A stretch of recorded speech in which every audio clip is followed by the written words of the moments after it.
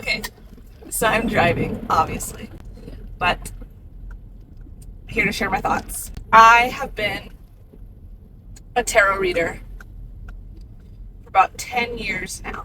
I have read for so many people, and I have gotten this question that is very common, and it's hard because obviously things are not one size fits all.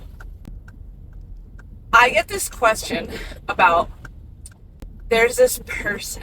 They say, this person is my twin flame, is my soulmate, is my person, but we're not together. We're in separation. I know we're supposed to be together. Every sign points to them.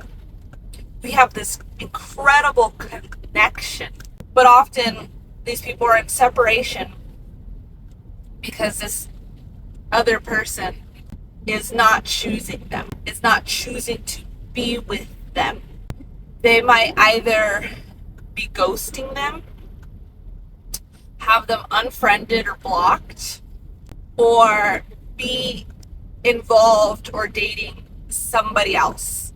In some cases, they're even married to somebody else. People will be convinced that it's all part of the journey, and at some point in time, they're going to be reunited, and they'll be together, and then they can, from there, really start doing the spiritual work.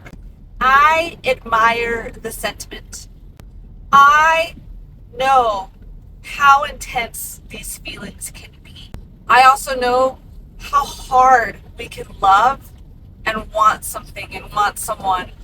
I have taken on these readings, and I often know how the reading is going to go, but I take the reading anyways to be like, well, maybe this one's different. I would say nearly all of the readings don't really say that. The majority of these readings will tell you you need to focus on yourself. That often it's that whole thing of like, we're trying to fix somebody else, or we think we know how somebody else should be living or making their decisions, and they should be choosing us, and la da da da da. All of these things, in a way, serve as a distraction from your own inner work. Also, being in this state of waiting for someone puts us in agony, makes us suffer unnecessarily, because we start to feel like we're not good enough, like we weren't chosen, we were rejected. We start to pine over someone. This can also lead to something that is called limerence. Someone who makes really awesome videos about it is on YouTube, The Crappy Childhood Fairy. She's a therapist. She makes all these videos on limerence. And this is about the idea of having someone on a pedestal in your mind that you cannot stop thinking about, to the point where you might not even be acknowledging that they have flaws that make y'all incompatible. It could be ways they've acted, ways they've treated you, things they've said, simply not choosing you. But those aren't things for us to determine, like, oh, well, they're just off kilter right now and they'll get back on the journey, and when they get back on, they'll be reunited with me. We do not determine that. We do not have power over another. Other people can decide for themselves what they want to do. And all we can do is be responsible for ourselves. It's okay if we want to acknowledge the connection. Maybe in this life we're not together, but we're doing spiritual work on another realm.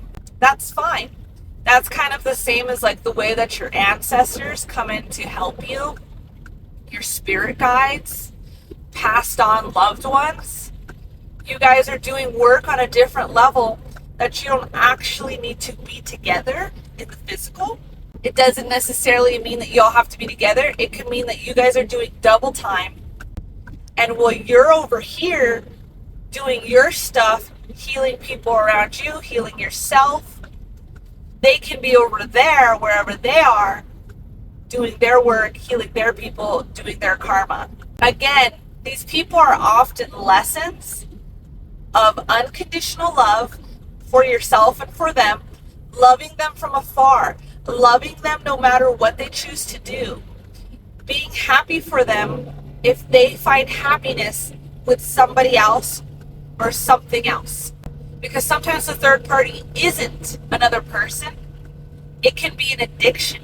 It can be a habit. It can be a career that they are very, very focused on. I say this stuff with love. I know that a lot of people who are deep in the connection usually tend to reject this sort of message.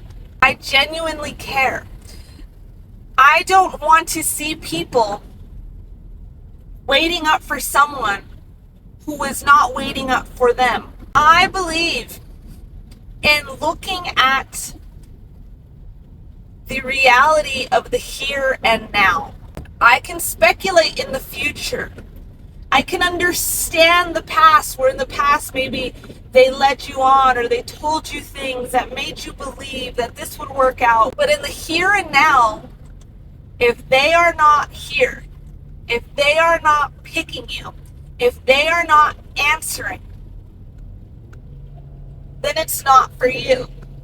Accepting that may hurt at first, but it does you a world of good. It's not healthy in any circumstance to overly long for another person who is not in your life, who may be rejecting you, who it didn't work out with. It doesn't mean it won't ever happen,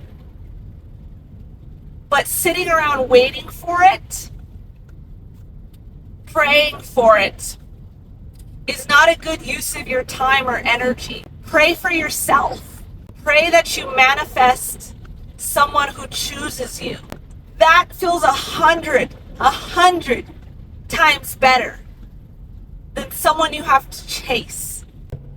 I have done many regression hypnotherapy sessions where these people who are in separation, they say, regress to a past life where they're in some sort of situation where they're unhappy.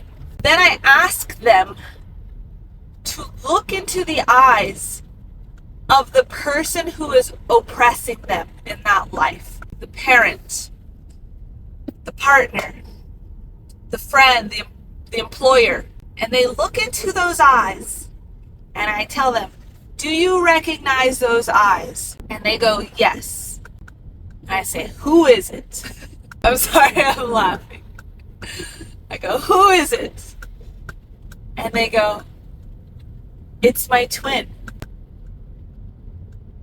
And for me, I know that interpretations are subjective, but to me, that reads as the person you think is your twin.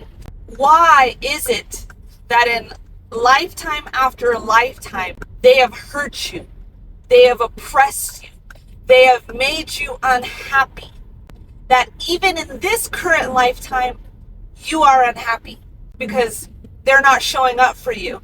They're not loving you correctly. They're not acting right. They led you on, but then they picked somebody else. It's called a pattern.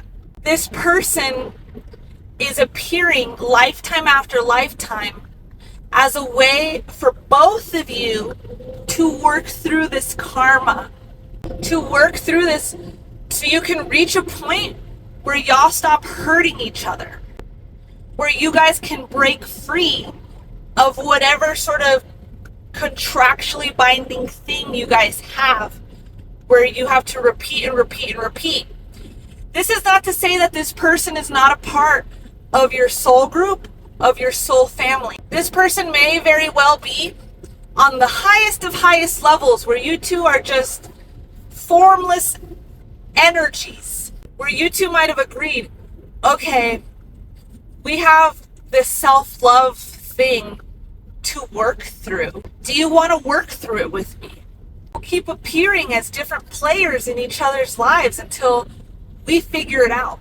This person volunteered to help teach you to choose yourself.